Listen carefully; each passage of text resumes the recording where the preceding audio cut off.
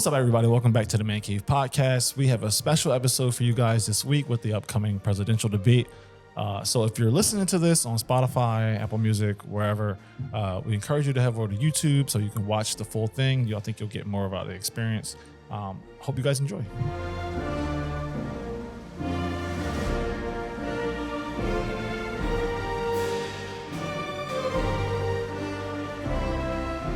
Welcome to the 2024 presidential debate. First up, Larry Brown.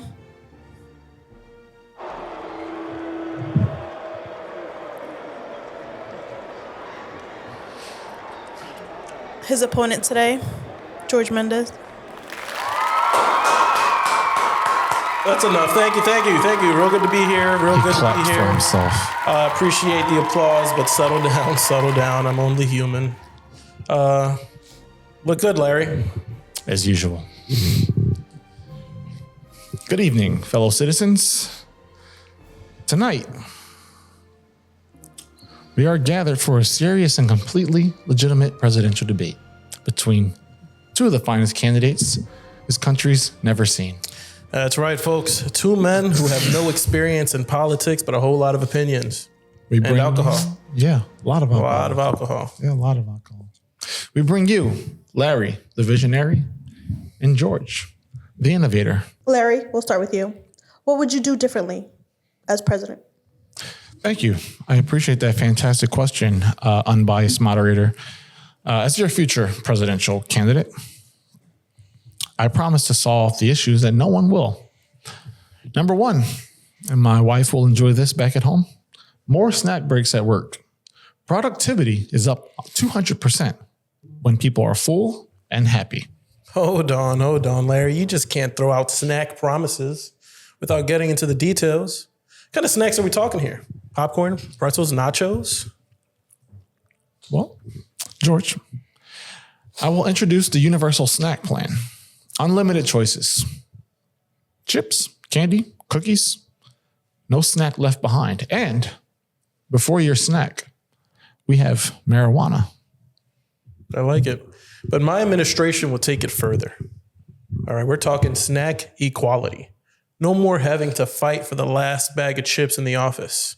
Everybody gets the same. Question number 2. What would be your policies on public bathrooms?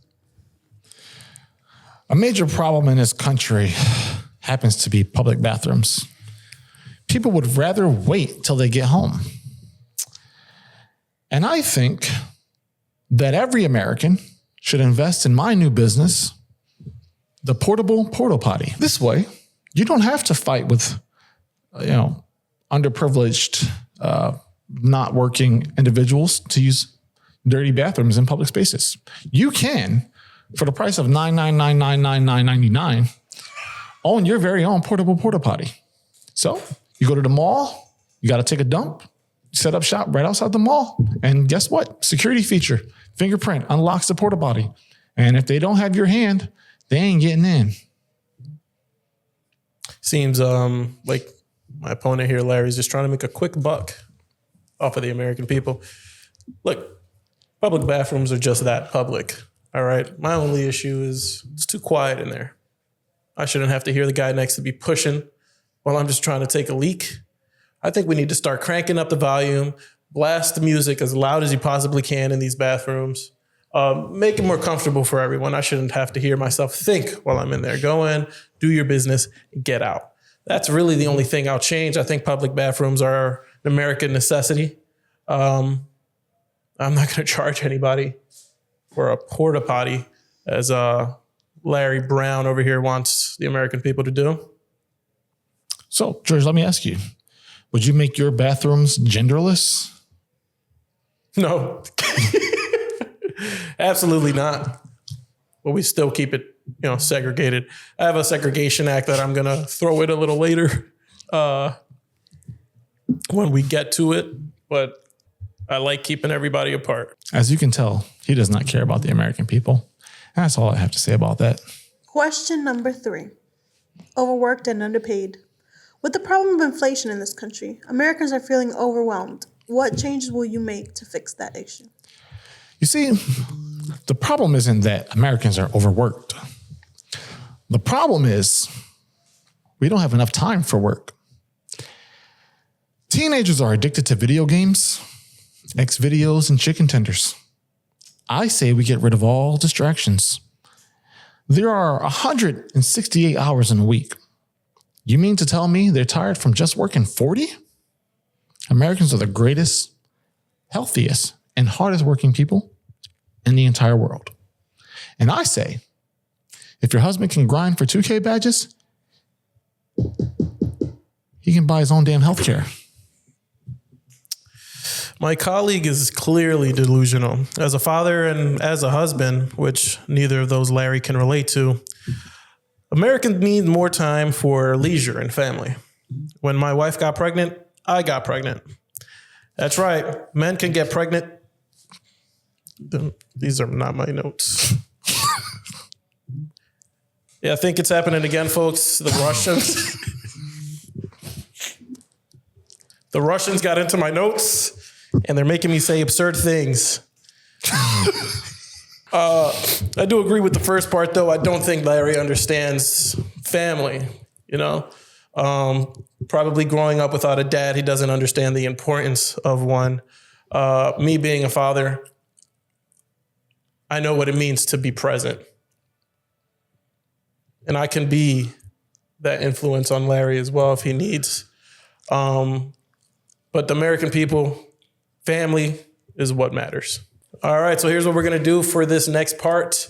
We're going to open up the questions for the audience. Looks like we have an internet submission here. Larry, would you like to read it? Sure. What's your stance on the gun problem in this country? Well, great question, John. Gun problem? First, gun problem? Let me tell you this. There is absolutely no gun problem in this country, all right? It's our God-given right to have guns, and no one's going to take that away from us. well, I think first time in history of presidential debates, I actually agree with my opponent. But I'll go a step further. I think not only should we have guns, everyone should have a gun. Grandma, you rolling her into hospital? People get shot in hospitals. Give grandma a 22. You see, just this week, we had school shooting. 14-year-old boy gunned down 4 people. And if not for the police officers who were present, we may be having a different talk in this country today. But guess what? Police officers had a 22, maybe a 45.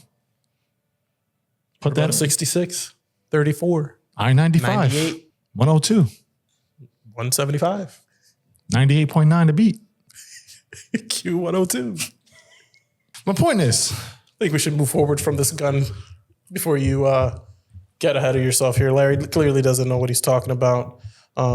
He's letting the American people down live on the debate, and he'll do it again if he gets voted into the administration. I think we have some more questions from the audience. Yes, one last question. Why doesn't my McDonald's app work all the time when I try to use it? McDonald's app? What's going on with the McDonald's app? well, you see, my colleague doesn't keep up with the no. I think the problem with the McDonald's app isn't that it doesn't work. I think the problem is that the ice cream machine doesn't work. I think that's what the American people are most upset about today. I should be able to go to McDonald's at midnight after drinking for 3 days straight and get an ice cream cone and not be told our machine broke. We ain't got no meat. Give me the damn ice cream cone. Here's what I'll say about the ice cream at McDonald's. I think we need to start taking more out. I think it needs to be like a lottery row here. Does the McDonald's near me have ice cream? Go check it out. If it does, you can just hit the jackpot. You get some ice cream. But here's the trick. That ice cream machine switches McDonald's every week. That's how we're going to up the business of McDonald's. It's actually genius. It's actually genius. I got to give it to him. We're going to up the business of McDonald's, all right? 110%. You're going to go, where's the McDonald's ice cream machine this week? I think it's a great idea. It's innovation, and it's what America needs. Yeah, because chances are if you're going to McDonald's, you're gonna order something, even if the machine's down or not. Yep. It's a great point. Do we have any other questions from the audience? All right, I guess it's time for our closing statements. My fellow Americans, I can assure you that if you vote me in this coming November, you will never have to worry about working again. Why is that, you might ask? Well, because I will ensure that every single dollar that you earn goes into my pocket. And when you're on welfare or you're on disability, you get to live for free. Because that's how America works. And I will be traveling the world, solving your problems. I will be eating the finest foods, staying at the finest resorts, and dealing with those pesky things that you call climate change and all the other non-important factors. You vote for me this November, I'll make America edible again. Well, my opponent here is trying to make a quick buck off the American people, travel the world. I'm going to be making sure that the world becomes America. If I get voted in as president this coming November, my first act is to go around the world and force everyone to become part of America. China, America. Russia, I got to get back for them for the no, it's America. Australia can stay Australia because everything there is crazy. They're all trying to, the insects, we don't need it. I'll even go as far as making Alaska America. That's a long shot, but I think I'm going to make them one of ours. That's my goal. All of the world, America. While you're at it, why don't you just kind of like throw your hand up like that? No, more like a straight arm, like angle it up. It's like one of the most famous salutes you can do. I guess I've never seen it. Fits with your dialogue here. No, turn your hand. He's setting me up. This guy. All right, we're sitting here after the debate with Larry Brown.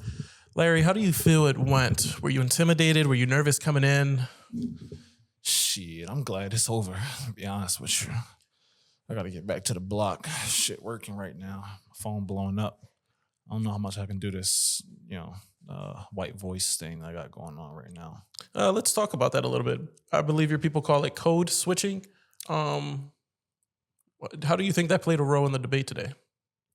I think they like it. I think it makes them feel more comfortable. If I use my West Philly accent, might put them on defense, and I'm more of an offense between the legs kind of. You know what I'm saying? It's more my game. All right.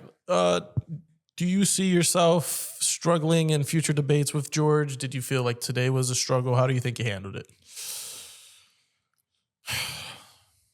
I mean, I can't speak for him. I know my handle on a beam. You can check my 2K rating. It's like 99. Yeah, I think that pretty much answers it. Larry, I have here in my notes that you were not a fan of the Deadpool and Wolverine movie. Do you care to kind of dig a little deep into that as to why you absolutely hated it? I think y'all just take that Deadpool shit too serious. Like, bro, not even that funny.